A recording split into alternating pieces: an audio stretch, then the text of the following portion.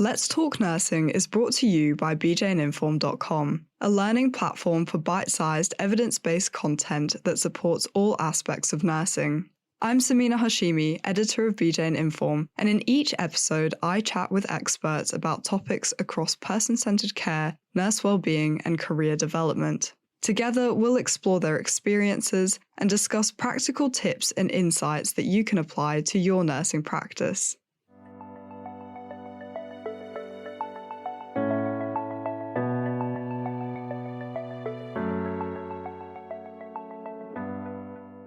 Hello and welcome to this person-centered care episode of Let's Talk Nursing, the BJ and Inform podcast.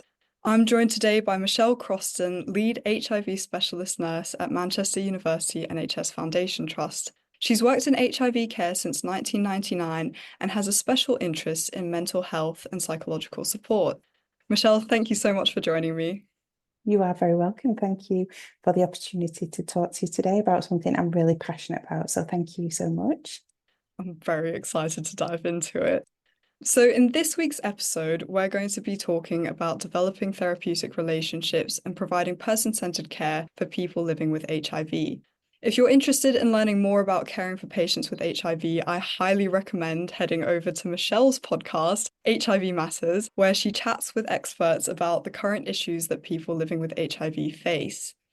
If you'd like to see more information about developing therapeutic relationships, Michelle has also written a fantastic article about this topic on BJ and Inform, and you'll be able to find a link to this in the description box. So to start off with, since HIV care is so entrenched in its history and social context, it might be helpful, first of all, to discuss the beginnings of HIV. So when this first became a known condition in the 1980s, what did care for patients with HIV look like?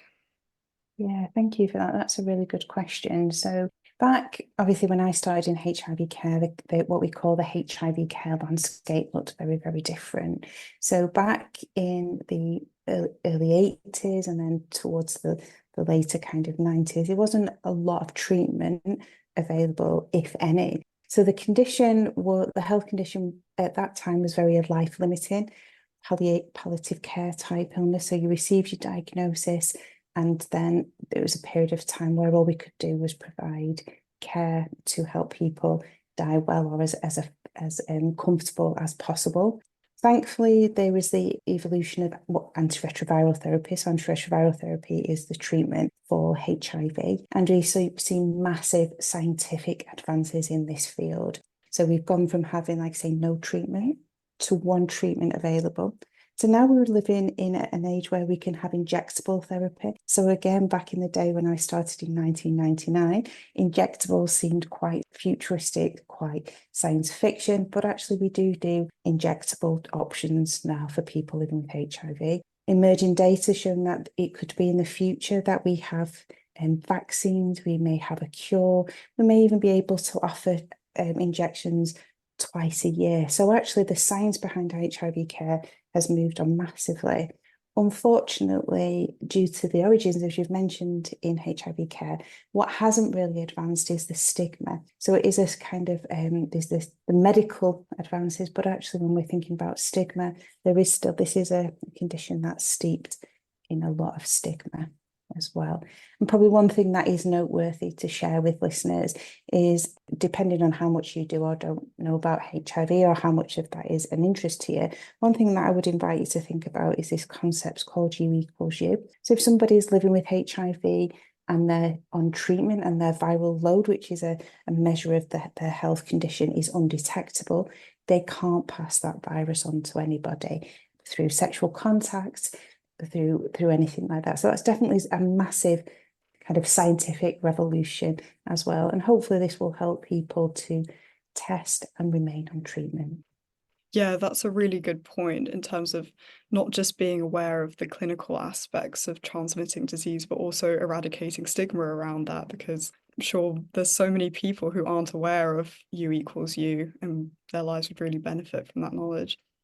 Yeah, definitely. Sorry, just to cut in there. So yeah, you equals you is something that we feel within HIV care that is a message that we'd like to get out into the general public. So we talk about goals within HIV care, about ending the HIV epidemic, and the success and the key to that is getting people tested who may not think that they need a test or may not know a lot about HIV or maybe too scared to get a test. So we feel if more people knew that, then actually testing would be something that people could feel able to do as well. Mm. And you Definitely. mentioned there about the advent of antiretroviral medication. What did care look like after medication became available? And did this change the person-centered nature of care? Yeah, so that's a really valid point. So some of the things that attracted me to HIV care was that very person-centered approach. We didn't have treatment options, there wasn't any like no, we all we could do was keep people comfortable. It was all about the person. How could we make the last days, years, months of somebody's life good? It was all about the person. Then thankfully we did get antiretroviral therapy, but then there was a period in the HIV history. Other colleagues may disagree, but it became about treating the virus because we had treatment options and conversations were around side effects, around tolerability of drugs, around kind of treating and getting people successfully onto treatment because we had this in our toolkit now. Then what we've seen now, we've kind of got successful treatment and side effect profiles have got better. What we see now is a massive return back to person-centered care. There is some UNAIDS targets. I mentioned briefly about ending the HIV pandemic and these targets to get to zero transmissions by 2030. And I think what's maybe worth mentioning is that this maybe sound kind of bold and kind of like leaderistic, like future thinking or kind of rhetoric, but actually there's lots of clever people that have done a lot of work around this. And essentially there's something called the UNAIDS targets of 90, 90, 90, which essentially means that if 90% of people are diagnosed with HIV, 90% of people are on treatment, and out of 90% of those people, they have an undetectable viral load, then that ambition is possible that we could end onwards transmission of HIV and basically end the HIV epidemic. What we're looking for also within that, that's very much around, as you were talking about, treating the virus. So what researchers and one of myself included have been advocating for what we call the fourth 90, which is all around quality of care. And that's where person-centered care would fit in. So we're in a position where people are aging and actually now care's moving around actually this, what we call the fourth 90th, where we're talking about quality of care and where person-centered care fits in. Now, again, if you're good at maths, if you add up the 390s, it doesn't come to 360. But if you add in the fourth 90, it does come to 360. So that's kind of that full look at the person. So yeah, so in answer to your question, I think care has evolved and it's gone full circle. And that's amazing, especially when it's been just over 40 years of HIV. Yeah, that's really interesting. I mean, like you said, that care's sort of come full circle, starting out with a focus on the person-centered nature of care because no treatment was available, then moving to almost medicalization and forgetting the person behind the condition, and then coming back to actually we need to look at the person if we want to provide person-centered care, and that fourth Yeah. 90 that you spoke about. So, moving on to building therapeutic relationships, could you explain what therapeutic relationships are, both generally and specifically in the context of HIV care?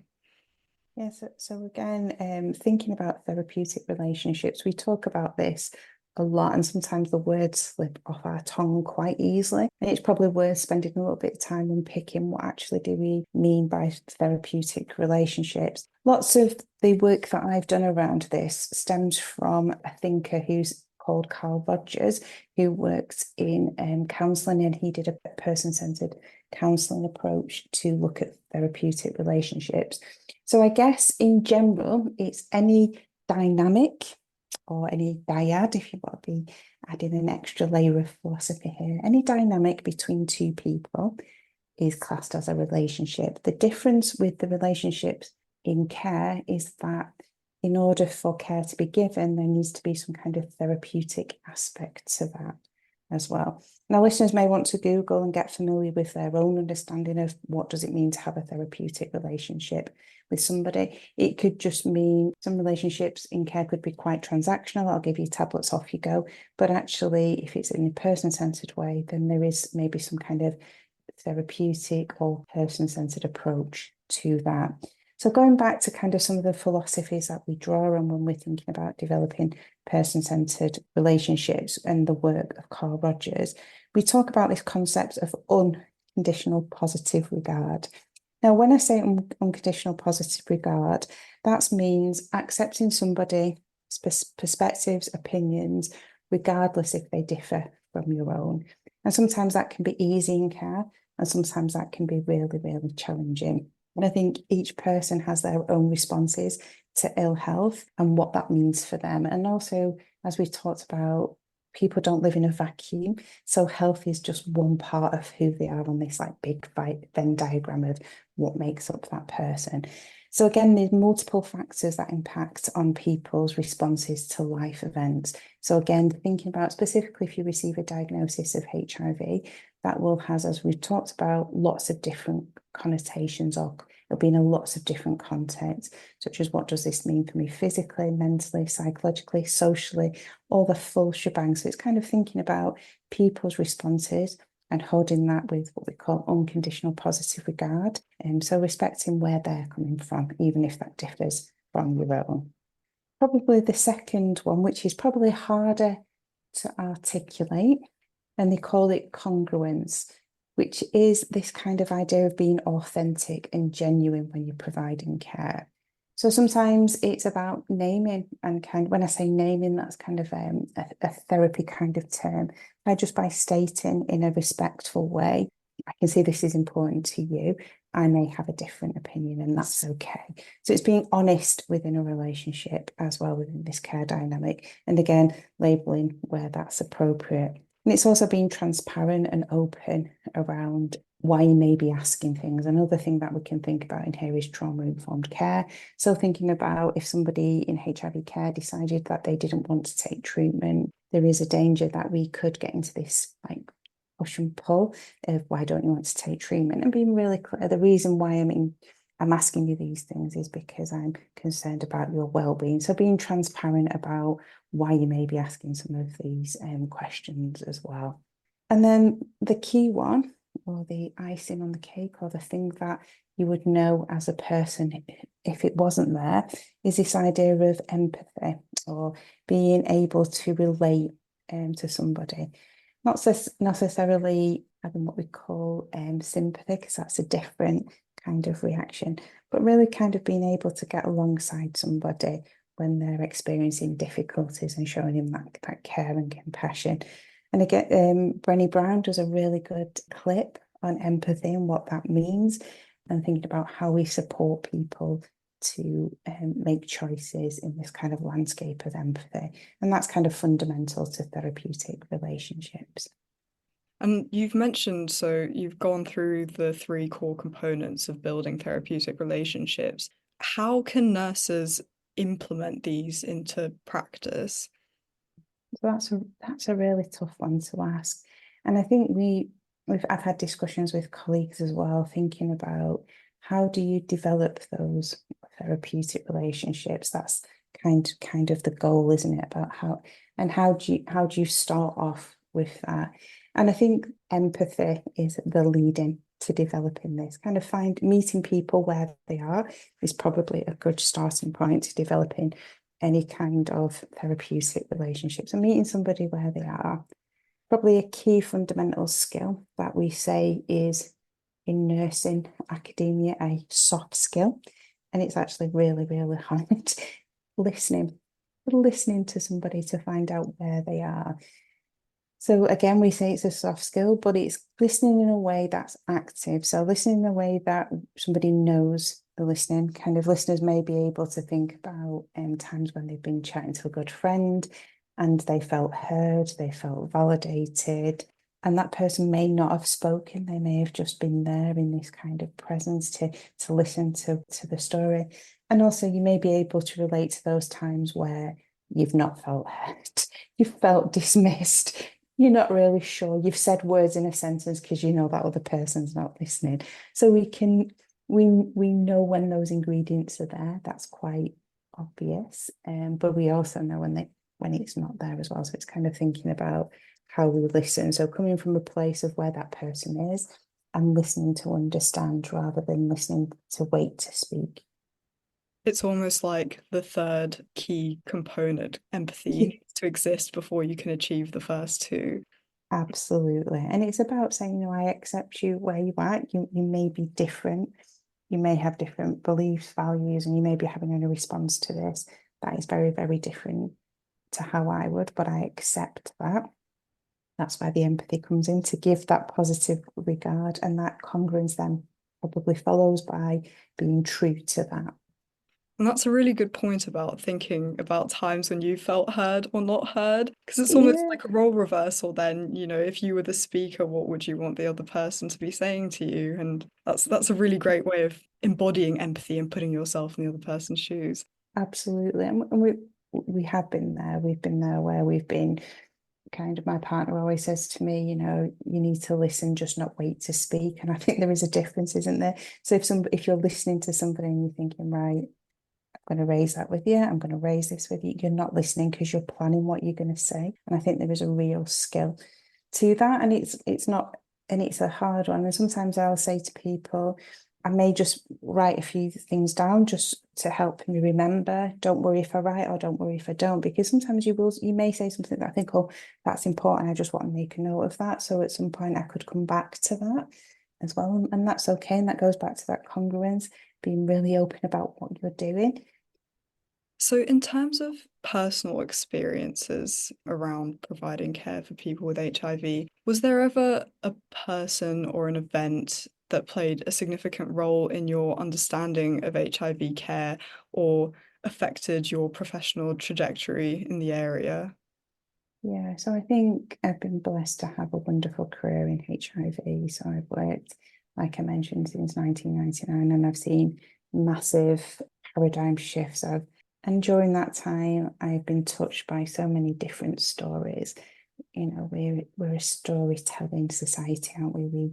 We hold meaning in people's stories, and actually, people shape us. They shape the people we are. I remember as a staff nurse, somebody saying to me, you can make a difference in somebody's life, and actually, patients do that as well. They make a difference and they shape us of who we are. And I'm thinking there's been lots along the way, probably too many to name, but one in particular who I think really challenged the core of me, if that makes sense. My values, my beliefs, what I held true, not only about nursing, about care, being person centered, the idea of shared decision making. And also, it was at the time when the Mental Capacity Act first came in to play as well. So there was lots of competing factors that kind of really shaped me as a practitioner. This was a young guy who had made it, when I say young, he was the same age as me, so he was always going to be young. And he was probably in his, what, maybe mid to late 20s at the time. And he made a decision not to take treatment. And that was really hard to get behind. And some of kind of the key principles of person-centered care link really where we've shared decision making. So giving people information and advice to make decisions that are best for them. And I think I'd kind of booked on training, read more, developed more. I think from a place of good intent at the time. But I'm wondering, kind of on reflection, was I trying to get all these skills in motivational interviewing, therapy to try and somehow change his mind rather than maybe just respect his wishes? Because I think on lots of levels I couldn't make peace with his decision, and essentially that's what it was, his decision, not to take treatment. So I think that really shook my values. And at one point, I'll be honest, I didn't want to be a nurse anymore. And I didn't want to be a nurse if this what it meant. And we talk about the psychological cost of caring as well, and the impact that has on nurses. And I think also for me, it meant often defending decisions, and defending is a really strong, like emotive word, but that advocating may be better one. Advocating for his wishes, even though his wishes weren't in line with my belief system, if that makes sense. And kind of really thinking about why he didn't want to take treatment. And it wasn't because he wanted to die. It was just didn't want to live with HIV. And again, as a nurse, as a human, as a mum, I've got a nature of wanting to fix things. And obviously I can't fix that, but I could make it better in this landscape of person-centeredness and compassion. I can see how that would be really difficult, especially when you're the one trying to provide treatment. And yeah, there's just that mismatch of beliefs and decisions. And I think what that taught me as well is the person that you're providing care for makes decisions based on the way they see the world. It's not the way we see the world. And actually, it's easy to be person-centered when the person shares similar goals for their care that you do. But when they don't, it is really, really tricky. And I'm fortunate I work in a wonderful team, MDT, have access to reflective practice, clinical supervision. And also, I think what it taught me more than anything, that it's okay to have these challenges. It didn't make me a bad nurse. It didn't make me anything other than human. And sometimes I think we don't give ourselves permission as humans to nurses, sorry, to be human and accept that sometimes things are tough and we may need a little bit of support with that. Exactly. I mean, nurses aren't robots. Yeah, it'd probably be easier if we were robots, wouldn't it? Would we be consistent? Could we? And that's another thing that we talk about as well in nurse education. Can you teach empathy? And there's lots of work by amazing colleagues that focus on how we can support people to develop empathy as well. And if we were robots with a program, how would that figure? But I think actually that's the thing we've got on AI, our ability to care and give empathy. So I'm hoping that's why I won't be replaced. Yeah, by an AA With the generated present program. AI, yeah, Yeah. Yeah, exactly. let's plug her in and see if we can recreate this. Yeah, let's just move into the sci-fi world of Yeah, exactly. Yeah. future medical care and robots. Yeah. That's what makes care, on the one hand so difficult, but also so wonderful because it's humans taking care of each other and you're going to encounter challenges like that. And I guess it's the Mhm. lessons you learn from it. I have kind Exactly. of a difficult question. If you had a similar situation now, and obviously having gone through that experience, how do you think you would approach it differently? I've had similar situations since with trickier circumstances with women who couldn't find a way to live with HIV and the impact that would have on families. So the context feels similar, but also equally as challenging. I think what I did do differently was I sought support sooner.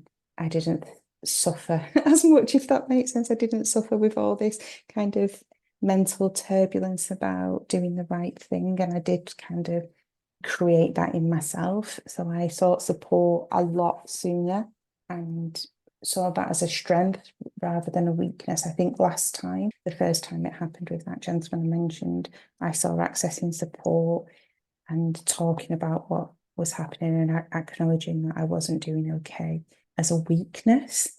This time round and subsequently, I've seen that as a superpower. I've seen that as a great way to make sure that the people I'm providing care for get the best care, that I show up every time the best version of me, and I have a safe space to talk about things that are challenging for me. So I guess that's would be what I would always do differently. Hmm.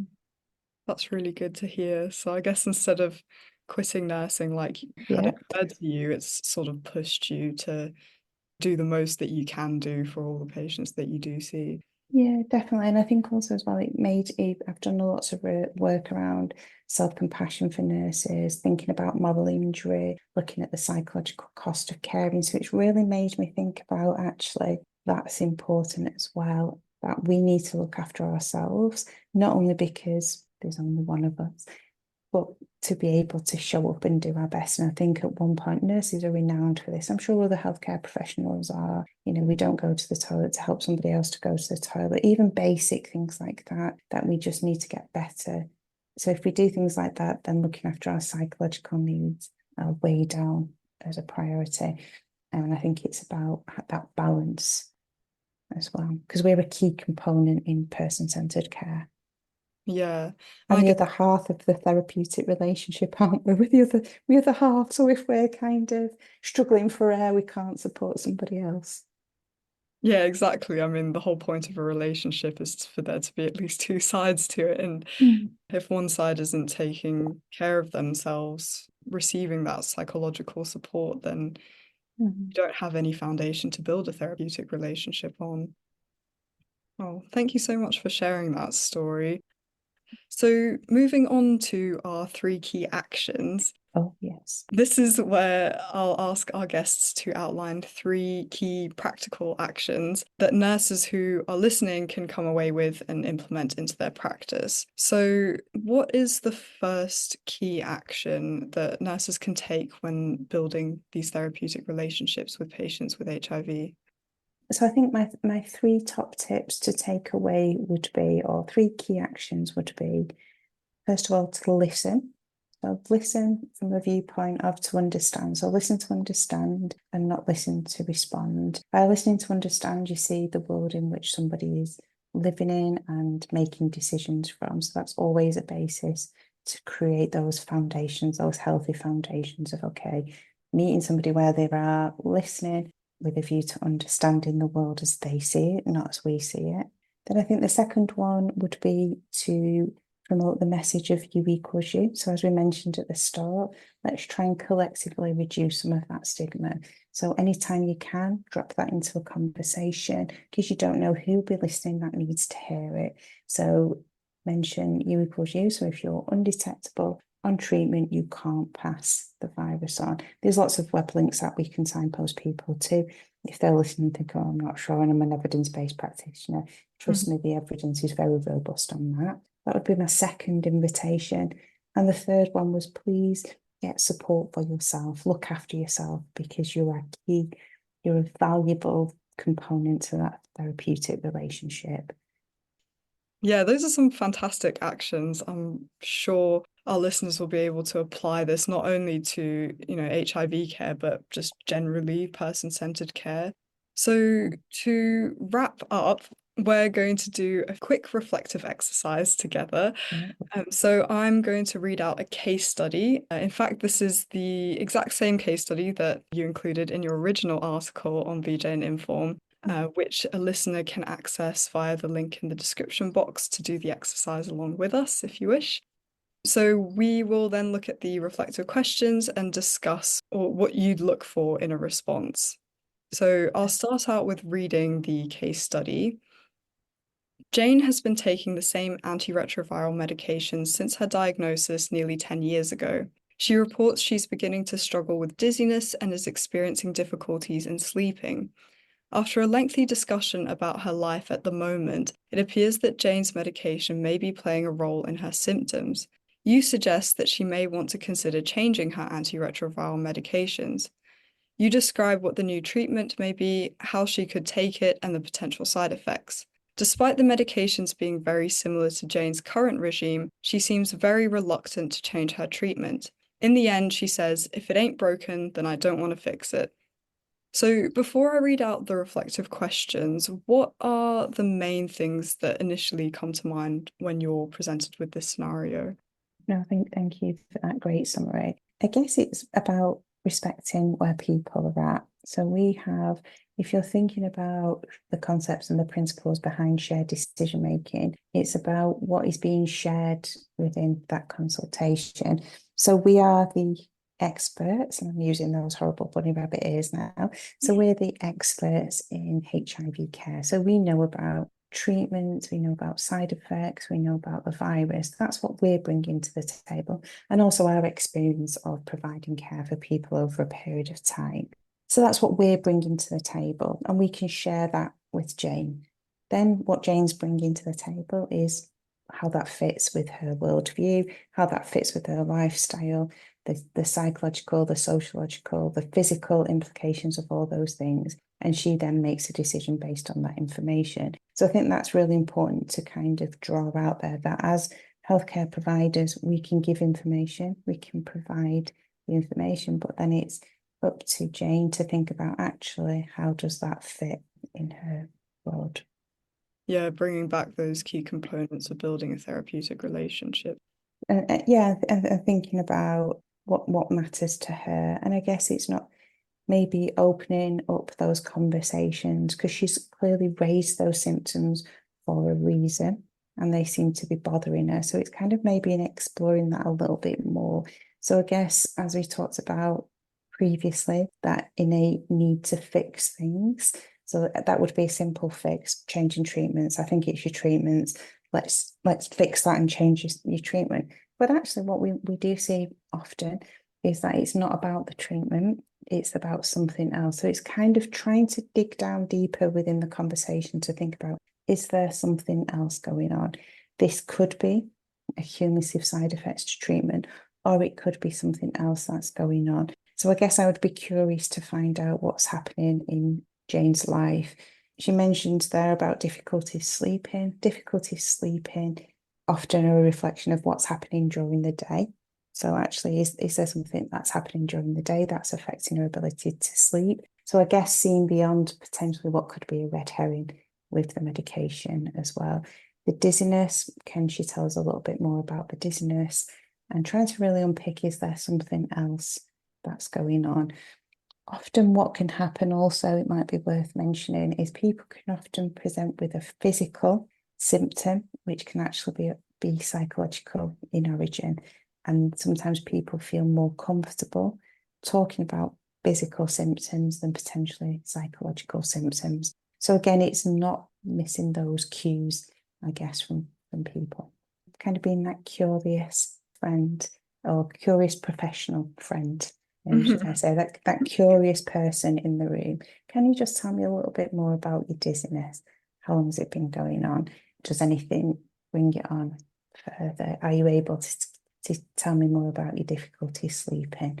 And trying to find out a little bit more about that. And also, if she doesn't want to change treatment, kind of working with that negotiation that sometimes we see, okay, at what point do you think you would want to have this discussion? Also making it really clear that this is not a, right, okay, well, you've declined treatment this time, you're not going to change it again, that's it, you're stuck with it now. It's kind of giving that invitation to say, on this occasion, you don't want to change treatment, that's absolutely fine, we respect that.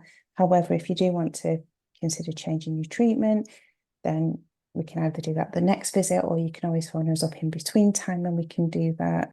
Yeah, so kind of giving permission for that to negotiate that. And you've touched on this a bit in your response, but I thought we could also take a look at the reflective questions that you outlined with the case study. So these are, first of all, what questions can you ask to gain a better understanding of her perspective without sounding judgmental? And how do you convey your understanding of her opinion but share your own in a respectful way? So you touched on a few questions that a nurse could begin with, but is there anything else that you would explore? So I guess I've probably touched on all the ones that I would kind of necessarily go to first if maybe somebody came to me and presented this as you've done today. These are the things I may say, how have you thought of this? As we're talking about therapeutic relationships, I think it's important to note that the conversation happens within that dynamic, doesn't it? So what I may ask for one person is based on that relationship. So if I've been seeing Jane for 10 years, I will be privileged enough to have other I will have a history with her that I may be able to draw on. So it might be a question that I ask based on the information that I have. Like, I'm just wondering, has this started since the kids left home? If that's an impact, trying to think about ways to try and help Jane open up and to get to the bottom of the question as well. So I guess that's probably something to bear in mind, that no question's a wrong question, because often it's in the landscape of that therapeutic relationship. And sometimes I could tell you things I've asked people and you'd be shocked. You'd be like, but actually it was very appropriate within the context of that relationship. So I think that's really important as well. Also, how do you ask questions without appearing judgmental? Again, it's probably being really clear of why you're asking those questions and saying, I'm just asking so I can understand how to best plan your care. So people don't feel threatened, people don't feel then backed into a corner where they may have made a decision. I'm terrible for this. If I've made a decision and I feel like, oh, actually, that, can I get out of that? If it's just been an instant kind of question. So giving people permission to move, like don't back people into corners as well, and giving people that sense of agency. And maybe thinking about, is there anything that we could do to help you make a decision? Or is there any further information, or what would be helpful? Kind of that empowerment, giving the power back to the person to say, what would be helpful for you? But I guess what I'm trying to get at in a very long way is not kind of getting into that kind of standoff where you've both said, right, okay, well, this is the fix, but it's not really the fix. I don't want it. Okay, what are you doing here then? That kind of, right, off you go. Yeah. Or we have a difference of opinion, so I can't help you. Yeah, exactly. I'm not the right nurse for you. You need to see somebody else. And that's not helpful, is it? And it may be that may be correct, but there, I guess, is ways to sort of frame that. And again, there's no right or wrong answers. It's just a spectrum of how you would potentially deal with that yourself within your clinical practice. Exactly. Well, thank you so much for joining me on Let's Talk Nursing, Michelle. You shared so many great points about how nurses can, I guess, go about really prioritizing the person in person-centered care. Again, if HIV is your thing, you can find many more in-depth discussions around this topic on Michelle's podcast, HIV Matters. But yeah, thank you so much. You're very welcome. It's been an absolute pleasure. So thank you for inviting me. It's been such a pleasure talking to you about this, and I really hope maybe in a future episode we can go into more depth about other topics in HIV care as well. Oh, I'd love that. Thank you. Thank you.